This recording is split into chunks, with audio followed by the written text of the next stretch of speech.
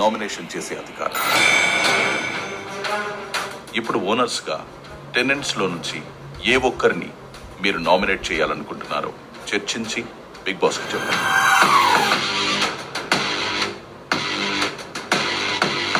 Nomination point ఏదైతే పెడతారో అది క్లియర్ కట్ గా ఉండాలి. సో ఒక్కొక్కరు ఒక్కొక్క పేరు చెప్పండి.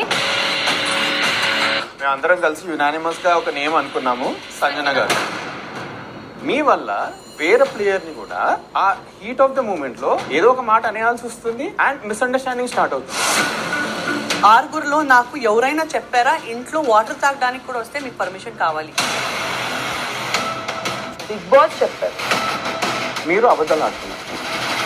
బ్యాక్ బిచ్చింగ్ అనేది 100%. What you just use now?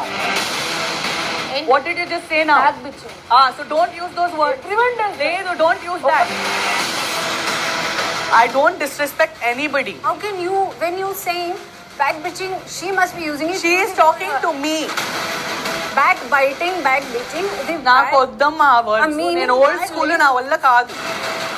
3 times నా రిలేషన్ గురించి ఎందుకు మాట్లాడారు? హలో గైస్, మీరు ప్రోమో చూశారు కదా.